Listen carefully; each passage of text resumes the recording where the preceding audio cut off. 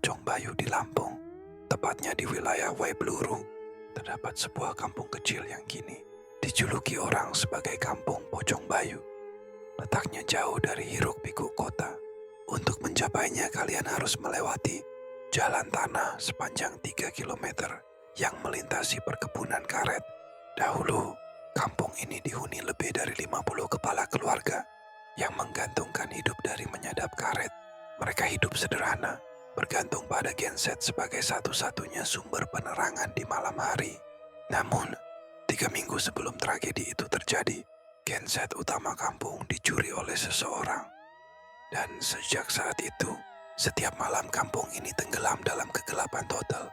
Tak ada cahaya, tak ada sinyal. Hanya suara hewan malam dan kegelapan yang menelan segalanya. Kisah ini terjadi pada tahun 2017. Bayu bukan warga asli kampung itu. Ia datang sebagai perantau bersama istrinya. Mereka baru saja menikah dan memutuskan untuk mencari rezeki dengan bekerja menyadap karet. Bayu dikenal sebagai pria baik, pendiam, dan sangat menyayangi istrinya. Namun suatu malam, kedamaian itu hancur. Bayu dan istrinya bertengkar hebat. Suara mereka terdengar hampir di seluruh kampung. Tapi setelah itu, warga melihat keduanya berboncengan naik motor, seolah sudah baikan. Hingga akhirnya pukul 0, di tengah kampung yang gelap gulita itu, terdengar teriakan histeris dari rumah Bayu. "Tolong, tolong, suamiku sudah enggak bernapas." Warga berlarian mendatangi rumah Bayu. Mereka melihat Bayu sudah tergantung. Tak ada yang berani menurunkan jenazahnya, kecuali Pak RT yang menurunkan Bayu dan meletakkannya di lantai. Ia kemudian pergi mengabari paman Bayu serta memanggil polisi. Baru pukul 4.10 pagi, ambulans datang dan jenazah Bayu dibawa untuk diotopsi. Setelah semua proses selesai, Bayu dimakamkan di kampung halamannya. Sang istri pergi meninggalkan kampung beberapa hari kemudian karena tak sanggup bertahan di sana. Warga mengira semuanya akan kembali normal, tapi mereka salah besar. Gangguan pertama dialami oleh teman Bayu. Pagi hari saat ia menyadap karet seorang diri, ia mendengar suara yang sangat familiar. "Bang, pinjam pisau sadapnya." Saat menoleh, ia melihat Bayu berdiri di belakangnya, terbungkus kain kafan, wajahnya pucat, kepala tertekuk.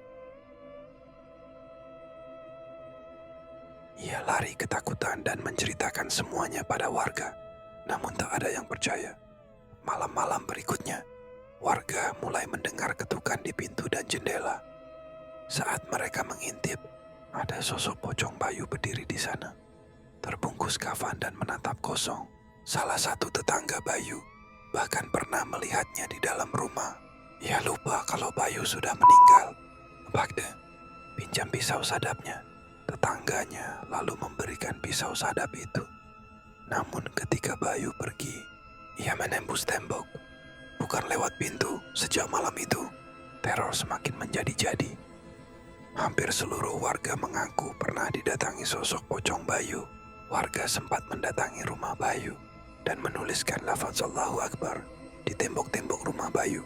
Namun ternyata gangguannya malah semakin sering terjadi. Sejak saat itu warga mulai meninggalkan kampung satu persatu. Kampung yang dulunya ramai, kini sunyi dan kosong.